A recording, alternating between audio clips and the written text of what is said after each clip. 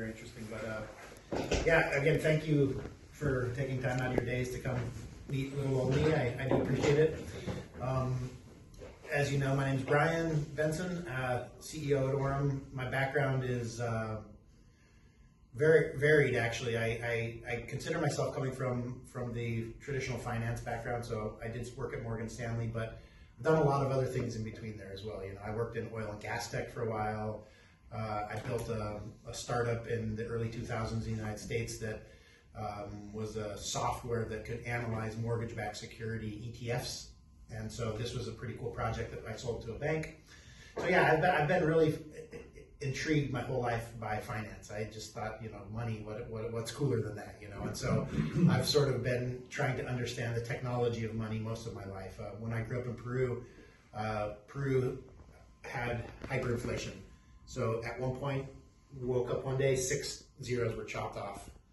Less than 2 years later, 3 more zeros chopped off. So I've seen some of these things, you know, firsthand since I was a kid, how the differences in access to money basically can really shape cultures and shape people. So I've been working on these kinds of things, I think, my whole life, but really from the crypto and from the digital asset standpoint since 2017. So that's when I got into Bitcoin. Was the first thing that I started doing. I started buying arbitrage.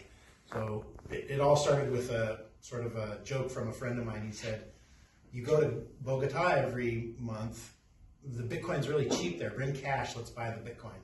So I was like, "What do you mean?" You know, this was 2017, and so I bought $8,000 on the plane. We went to this little hole in the wall. We gave the money to the people. We got this what I considered to be an email at that time. You know, in this thing, I'm like, "Oh, now I have $8,000 dollars worth of Bitcoin here." But then when I sold it, I made 8% without doing anything, and I was like, "Okay, this is fun. You know, this part's nice." You know, so I kept doing that, and opened a small arbitrage trading desk in 2017. Then in 2018, I kind of upped my ante a little bit, and I started trading futures, which in hindsight was not the easiest thing. I was a futures trader at Morgan Stanley, but the risk parameters and the way that the candles operate in crypto is just totally different. So I had a very difficult learning, curve, I guess you could say, but was successful in the end and figured out how to do it. So yeah, those are the first two sort of things I did in crypto, and then I decided this technology is here to stay. So I'm gonna dive into the sort of the back end side of it and start to understand how the blockchains work, why people choose different ones, what's the benefits, what's the risks, what's the parameters, how these things work. So I started working on a project in Colombia, where I live in Colombia. So if you hear me say Colombia a lot, that's why, because I live down there. But there's a regional bank called Da Vivienda, and they were doing a POC in their innovation department. And I became a part of the team, and I was the blockchain guy, and we did a payment app, a proof of concept inside the bank, but a payment app that worked on Algorand, which is a layer 1 blockchain. So that was sort of my first foray into building on blockchains, and I was really lucky because I had some amazing partners inside the bank who were also really, you know, highly tech, highly sort of crypto native people as well that had the banking experience, but also had the blockchain side of it. So that was my first sort of entrepreneurial inside crypto, other than my trading desks, and it went well. We got the POC out there. It worked. It never went live inside the bank, but the project worked inside the bank. And during that time, I was recruited by Binance, so I filled out a survey, and they sent me an email, and they said, "Hey, would you be interested in interviewing for the process of becoming the director of Colombia?" And I said, "Yeah, I've got a lot of other things I'm doing, but I used Binance at the time, so I was like, yeah, this is cool. Let's talk to Binance." So 8 interviews later, and almost 8 months, 7.5 months later, I got hired as the director of Colombia, became the director of the Latin American region 3 months later, so I was promoted fairly quickly. And yeah, the time at Binance was amazing. End of 2019 to 2022.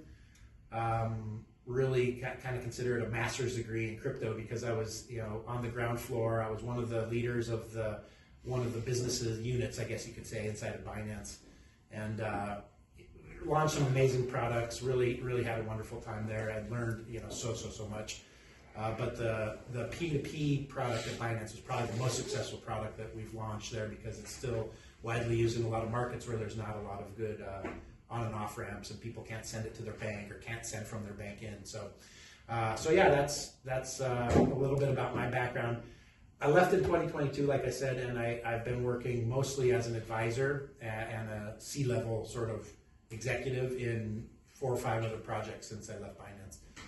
And I've been with AURUM since February. So I came over to AURUM in February after 3 months of being recruited, I guess you could say, by one of the founders and by the network director.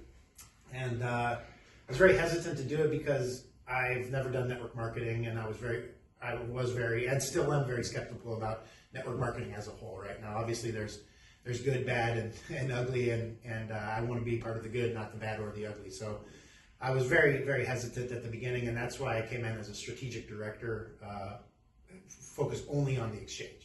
I said, if I'm going to come in, I'm not going to be an owner. I'm not going to be the face. I'll help you guys build the exchange. I'll give you my feedback. I'll, bring some connections that I have, some partners, some liquidity kind of guys, and that kind of stuff. And yeah, I mean, I started doing that, and I was pretty happy with the team, with the founders, with the people that are behind the project. And so I decided that I would kind of dip my toe in the water a little bit more each day, each week, each month, and see if it was for me. And I found out that it's a great business model, and I'm excited to be a part of the network because I've never done this before, and I'm learning from gentlemen that are in this room. Hugh Paul's been a huge inspiration to me because I've seen how he works, I've seen his dedication, I've seen the sort of the ability to focus and get stuff done. And he needs to put more effort in. Yeah, I mean, if we can just get him to that 100%, we're going to be doing good here. But no, in all seriousness, I've met some of the best people that I've met in business over the last. I'm 51, and so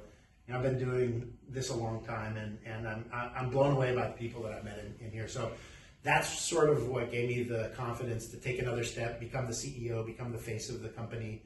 But also the technology has been great. In the short time that I've worked here, I've worked at a lot of projects that that we are working really hard to launch a product or working really hard to get something in the market. And here at AURUM, since I've started, we've been able to launch the exchange.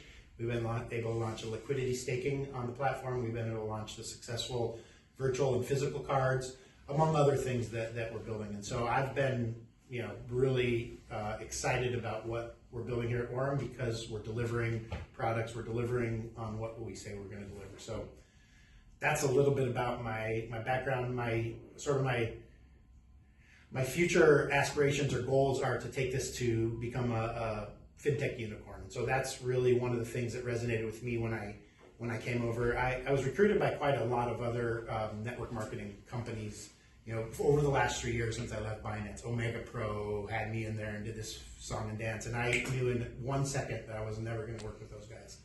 Just knew it immediately because things weren't right, and they were trying to build things that they couldn't build. And so anyway, long story short, I'm really happy here, but I think what we have is a unique opportunity to take the intersection of AI, finance, and crypto. So, there's 2 kinds of finance. There's the on-chain and the off-chain finance, really, at the end of the day. They're fiat and digital, let's call it.